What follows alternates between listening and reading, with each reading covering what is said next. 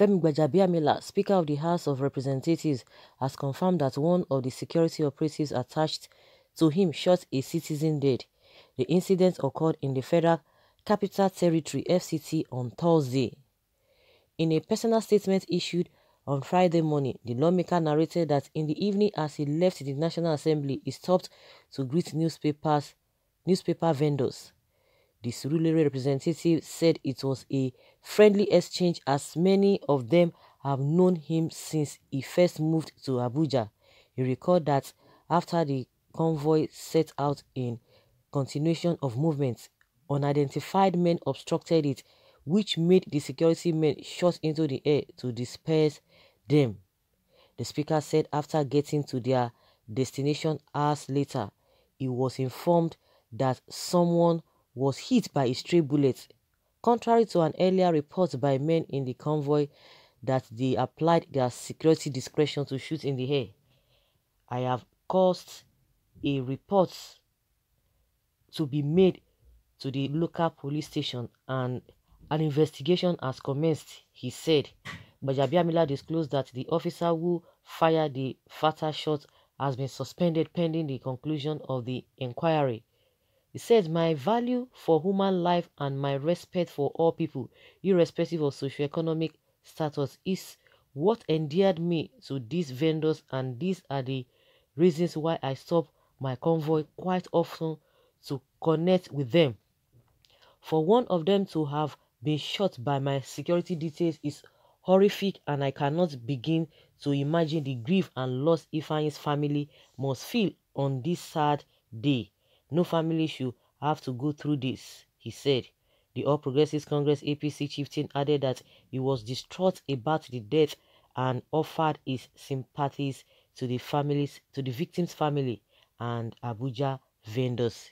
You can imagine if he has not even come out to say the truth now. You know, many people like that have died and nobody talked about it. You see the way they just misbehave. You shot in the air. Why would police see these people, these Gbajabiamila, these so-called politicians? They know what is obtainable in other places. How can police just be moving every now and they just be carrying gun? Why would they not want to carry gun? Because the environment is not conducive. Why can't you make the environment conducive so that you reduce all of this stress?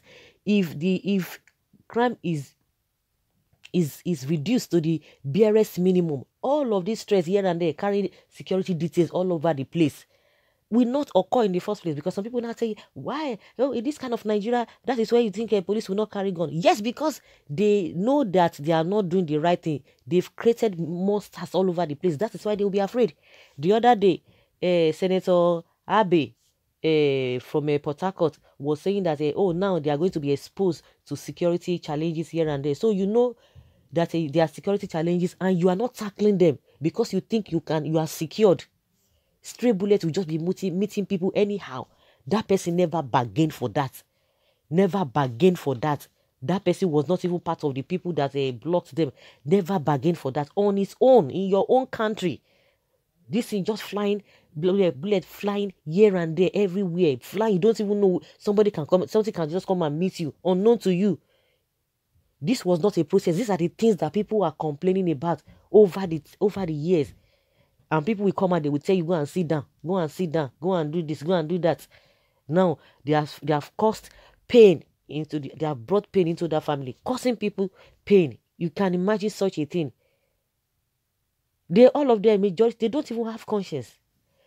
How are these people trained? That is the question we're asking. How are they trained? How are they trained?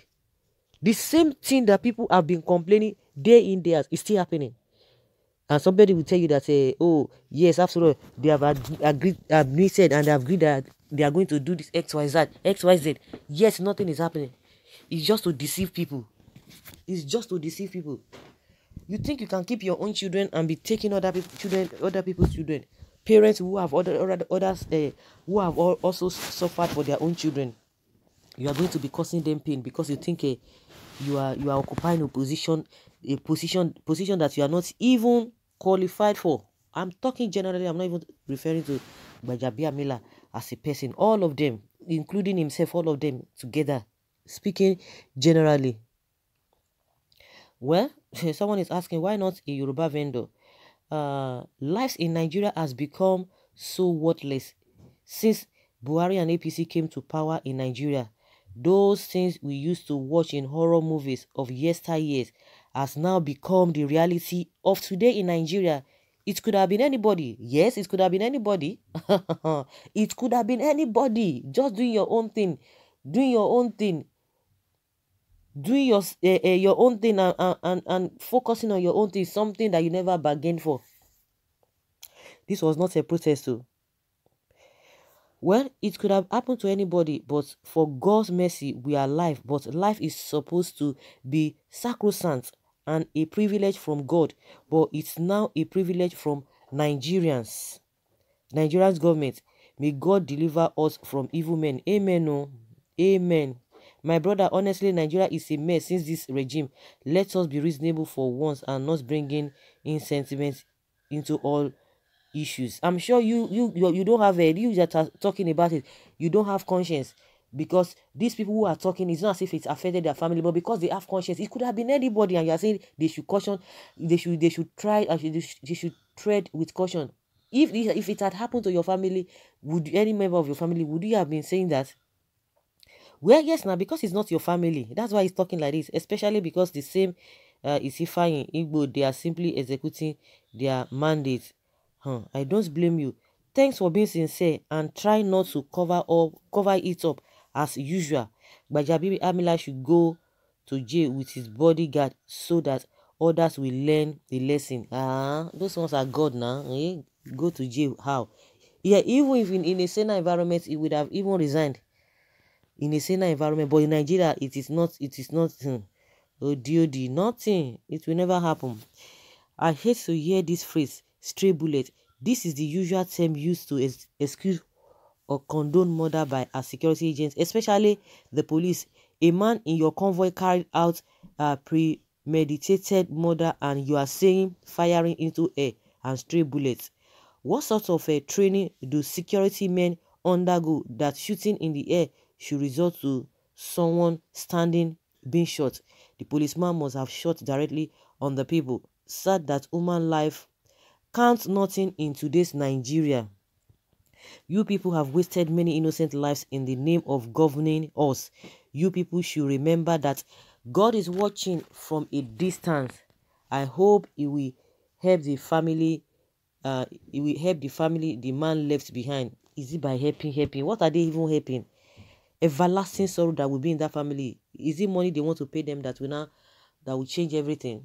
So guys, let's hear your opinion and let's know what you think.